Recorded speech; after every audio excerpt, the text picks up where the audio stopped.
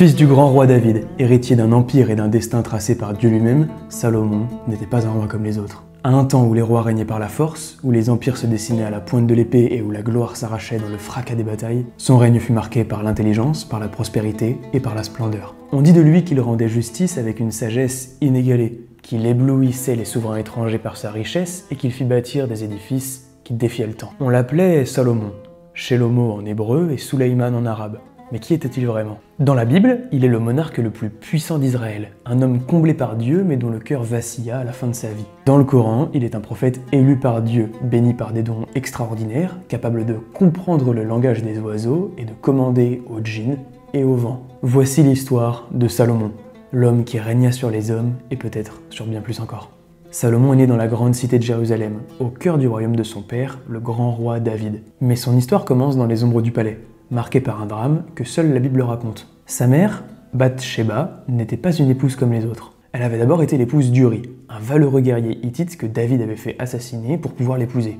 Leur premier enfant, né de cette union entachée de fautes, mourut en bas âge, comme une conséquence du péché de son père. Mais après le deuil, un nouvel espoir naquit. David consola Bath-Sheba, sa femme, et il alla auprès d'elle et coucha avec elle. Elle enfanta un fils qu'il appela Salomon et qui fut aimé de l'Éternel. Dieu lui donna même un autre nom, par l'intermédiaire du prophète Nathan, Jédidja, le bien-aimé de l'Éternel. Plus qu'un signe, ce nouveau nom marque un choix divin. Ce fils, né d'une union controversée, allait devenir le plus grand monarque d'Israël. Son nom même, Salomon, dérivé de Shalom, la paix, portait en soi une promesse, celle d'un règne pacifique. Dans le Coran, aucun récit ne vient détailler son enfance. Nulle trace de la douleur du roi David, ni du choix exprimé par le prophète Nathan. Salomon apparaît directement parmi les élus de Dieu, un prophète, désigné parmi les descendants d'Abraham. Et nous lui avons donné Isaac, Jacob, et nous les avons guidés tous les deux.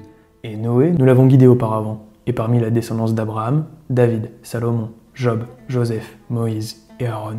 Suleiman est donc un prophète de la trempe des plus grands. Mais dans la Bible, les choses sont plus complexes. Être un élu de Dieu ne suffit pas forcément à échapper aux intrigues du pouvoir. David, son père, était vieux. Son règne touchait à sa fin et la question de sa succession était brûlante. Contrairement aux autres royaumes où l'aîné prend naturellement la descendance, à Israël, c'est le roi et Dieu qui décident. Et parmi les nombreux fils de David, tous ne voyaient pas d'un bon œil l'ascension de Salomon. Un autre prétendant se leva, Adonijah, fils aîné encore en vie. Fils d'une autre femme de David, il s'entoura de généraux et de prêtres influents, et sans attendre la décision de son père, il se proclama roi. Adonijah, fils de Higgith, se laissa emporter par l'orgueil jusqu'à dire « C'est moi qui serai roi ». Mais dans l'ombre du palais, Bath-Sheba et le prophète Nathan veillaient. Ils se rendirent auprès du roi David pour lui rappeler sa promesse. Salomon devait régner. Alors le vieux roi trancha. Le roi David dit « Appelez-moi le sacrificateur Tsadok, Nathan le prophète et Benaja, fils de Jéhojada. » Ils entrèrent en présence du roi et le roi leur dit « Prenez avec vous les serviteurs de votre maître. Faites monter Salomon, mon fils, sur ma mule et faites-le descendre à Guillon.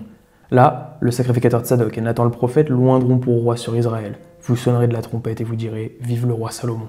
Vous monterez après lui, il viendra s'asseoir sur mon trône et il régnera à ma place. C'est lui qui, par mon ordre, sera chef d'Israël et de Juda. Salomon accède donc au trône, mais non sans conflit.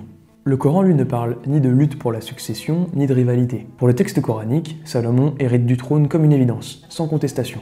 Et Salomon hérita de David. Aucune tension, aucun coup d'état avorté. Là où la Bible nous raconte un jeu de pouvoir, le Coran nous montre une transmission naturelle et divine. Ainsi commença donc le règne de Salomon. Il n'avait pas la force de son père David, il n'était pas un guerrier, pas un conquérant. Son royaume ne s'est pas forgé dans le sang, mais dans l'intelligence. Ce fut là son héritage, et c'est ainsi qu'il s'imposa comme un des souverains les plus légendaires de l'histoire. Dans la Bible, c'est Dieu même qui lui offre son don, après que Salomon l'ait demandé. Une nuit, il fait un rêve. À Gabaon, l'Éternel apparut en songe à Salomon pendant la nuit, et Dieu lui dit « Demande ce que tu veux que je te donne ». N'importe quel roi aurait demandé la victoire sur ses ennemis, l'or, la longévité, mais Salomon demanda la seule chose qui ferait de lui un roi juste. Accorde donc à ton serviteur un cœur intelligent pour juger ton peuple, pour discerner le bien du mal, car qui pourrait juger ton peuple, ce peuple si nombreux? Et Dieu fut impressionné. Il lui accorda donc non seulement la sagesse, mais aussi la gloire et la richesse qu'il n'avait pas demandé. Et cette sagesse, justement, fut bientôt mise à l'épreuve. Un jour, deux femmes se présentèrent devant lui, portant un nourrisson. Toutes deux prétendaient être sa mère. Il n'y avait aucun témoin, aucun moyen de savoir la vérité. Alors Salomon fit une déclaration terrible. « Apportez-moi une épée. » Et le roi dit « Coupez en deux l'enfant qui vit, et donnez-en la moitié à l'une et la moitié à l'autre. » Alors la femme, dont le fils était vivant, sentit ses entrailles s'émouvoir pour son fils. Et elle dit au roi « Ah, mon seigneur, donnez-lui l'enfant qui vit et ne le faites point mourir. » Mais l'autre dit « Il ne sera ni à moi ni à toi. Coupez-le. » Salomon sourit. La vraie mère était celle qui préférait perdre son fils plutôt que de le voir mourir. C'est ainsi que son intelligence devint légendaire et que son peuple le reconnut comme béni par Dieu. Le Coran ne rapporte pas cette histoire précisément, mais il insiste lui aussi sur la sagesse de Salomon. Il nous raconte une autre histoire, où il résout un conflit entre deux hommes. L'un possédait un champ et l'autre un troupeau. Une nuit, les brebis du second dévastèrent la récolte du premier. David jugea que le propriétaire du troupeau devait donner ses bêtes en compensation, mais Salomon proposa une solution plus juste. Nous fîmes saisir la solution à Salomon. La réponse que donne Salomon à cette affaire n'est pas citée explicitement dans le Coran, mais la tradition islamique dit que plutôt que de prendre le troupeau à son propriétaire, comme voulait le faire David, Salomon proposa que l'homme dont le champ avait été détruit garde les brebis jusqu'à ce que son champ repousse. Ainsi, aucun des deux hommes ne perdrait tout. Dans la Bible, comme dans le Coran donc, la sagesse de Salomon est un don de Dieu. Mais dans la Bible, il la lui donne après qu'il lui ait demandé humblement, et dans le Coran, il la possède naturellement, héritée avec la royauté. Mais toujours selon le Coran, la sagesse de Salomon ne se limitait pas aux affaires des hommes. Il comprenait aussi le langage des oiseaux. Ô homme, on nous a appris le langage des oiseaux, et on nous a donné part de toutes choses. Mais il ne commandait pas qu'aux êtres faits de chair et de sang. Il dominait aussi les djinns, ces êtres invisibles faits de feu. Et parmi les djinns, il en était qui travaillaient sous ses ordres, par la permission de son seigneur. Enfin, le vent lui obéissait. Nous lui assujettîmes le vent qui, à son commandement, soufflait modérément partout où il voulait. Dans la Bible, rien de tel. Salomon est un homme, non un magicien ou un prophète au pouvoir divin. Il est certes béni par Dieu, mais il ne contrôle ni le vent ni les esprits. Ce qui est commun aux deux récits, cependant, c'est son rôle de bâtisseur. Dans la Bible, il accomplit le rêve de son père, David, ériger le temple de Jérusalem, la maison de Dieu. Ce fut la 480e année après la sortie des enfants d'Israël du pays d'Égypte que Salomon bâtit la maison à l'Éternel.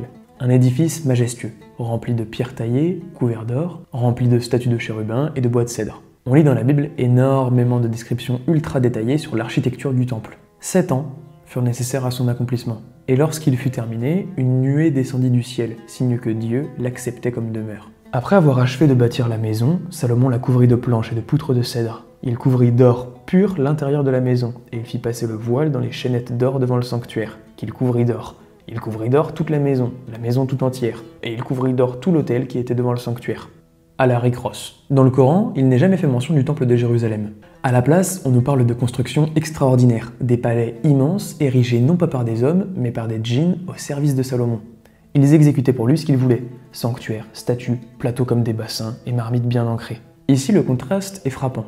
Dans la Bible, Salomon bâtit avec la puissance des hommes, et dans le Coran, il bâtit avec la puissance des djinns. Mais ce qui fit de lui un roi sans égal ne fut pas seulement sa sagesse ou ses constructions, mais aussi sa richesse. Dans la Bible, il accumule or, argent, chevaux et épices comme aucun roi avant lui. Le poids de l'or qui arrivait à Salomon chaque année était de 666 talents d'or. Je vous laisserai faire la conversion. Des tribus affluaient de tous les royaumes voisins. Son faste dépassait l'imagination et les plus grands souverains du monde vinrent à sa cour, fascinés par sa grandeur. Le Coran reconnaît aussi cette richesse, mais il met moins l'accent sur l'or et sur les pierres précieuses et plus sur ses pouvoirs surnaturels. Salomon ne se contente pas de posséder des richesses, il contrôle la nature. Et nous avons soumis à Salomon le vent impétueux, qui par son ordre se dirigea vers la terre que nous avions bénie. Roi des hommes, maître des éléments et des créatures invisibles, Salomon dominait tout. Et dans ce règne, où tout lui appartenait, une figure allait venir le défier dans ce qu'il avait de plus précieux, sa sagesse. Cette figure, c'est bien évidemment la reine de Saba. Mais cette rencontre mérite une vidéo à elle toute seule. On y parlera encore une fois de la Bible et du Coran, mais cette fois-ci on les confrontera avec un troisième texte, bien plus méconnu du grand public et que certains pourront peut-être deviner dans les commentaires. Si vous le connaissez, franchement c'est le moment de flex. Si ce format vous plaît, faites-le moi savoir, et on sortira une vidéo sur cette reine fascinante dont la rencontre avec Salomon nous prouve justement que la gloire et la richesse de notre personnage surpassaient celle des autres souverains de son époque. Mais même les rois les plus puissants ne sont pas à l'abri du poids des années, car dans la Bible, c'est dans la vieillesse que Salomon connut sa chute. Son palais, autrefois sanctuaire de justice et de discernement, devint un lieu de compromis. Le roi Salomon aima beaucoup de femmes étrangères. Outre la fille de Pharaon, des Moabites, des Ammonites, des Édomites, des Sidoniennes, des Hétiennes. Des mariages scellés non pas par amour mais par stratégie. Mais ces reines étrangères ne vinrent pas seules. Elles apportèrent avec elles leurs dieux, leurs cultes, leurs autels. Et peu à peu, le grand roi d'Israël, celui qui avait bâti le temple du Dieu unique, laissa s'élever dans son royaume des sanctuaires dédiés à des divinités païennes. Il eut 700 princesses pour femmes et 300 concubines, et ces femmes détournèrent son cœur.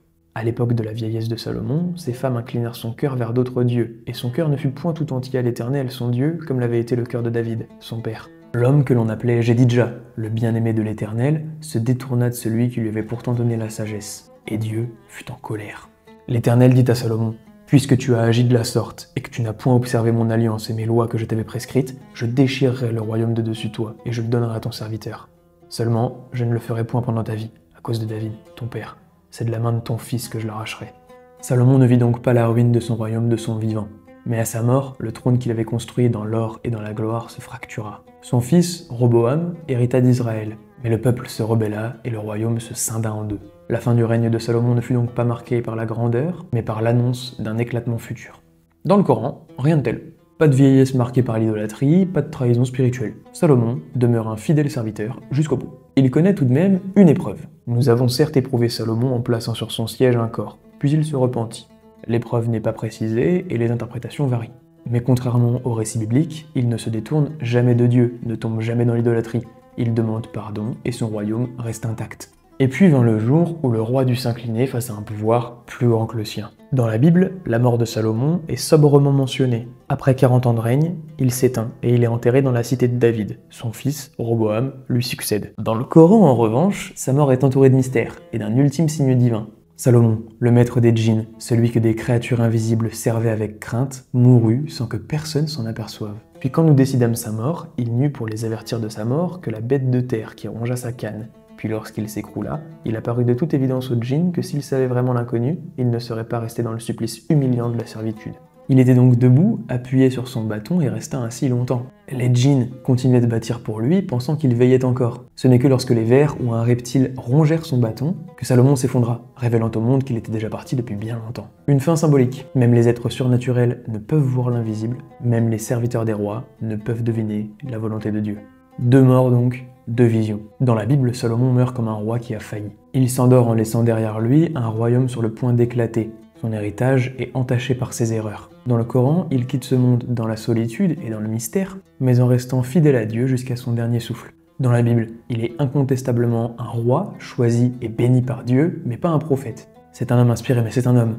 Un monarque sage qui écrit des proverbes, des psaumes, l'Ecclésiaste, le Cantique des Cantiques, mais jamais il est appelé prophète. Alors que dans le Coran, il est prophète avant même d'être roi. Il reçoit des révélations, il parle aux créatures, il est envoyé par Dieu pour guider son peuple. Il appartient à la ligne des grands envoyés de Dieu, au même titre que Moïse et Jésus. Une chose est sûre, son nom a transcendé les époques et continue d'être évocateur d'âge d'or, de puissance, de justice et de dévotion. Rappelez-vous, comme dans la vidéo sur Moïse, je ne fais que comparer les textes bibliques et coraniques. La communauté historique débat sur l'existence même de Salomon, donc encore plus sur sa puissance. Comme d'habitude, débattez avec respect dans les commentaires. Créez un espace d'échange et de partage, pas de conflit. Je pense qu'il y en a déjà bien assez en ce moment. Si vous, derrière votre écran, vous souhaitez en apprendre plus sur l'histoire, j'ai écrit 3 livres qui traitent de sujets assez peu connus et sur lesquels on a beaucoup d'a priori. Ce sont 3 livres illustrés, agréables à lire et qui permettent de tout comprendre sur un sujet. Le premier est sur l'Empire du Mali et traite des différents empereurs qui l'ont façonné. Le second est sur Gengis Khan, mais vu à travers les facteurs de succès qui lui ont permis de façonner un monde nouveau. Enfin, le dernier sur la chasse aux sorcières,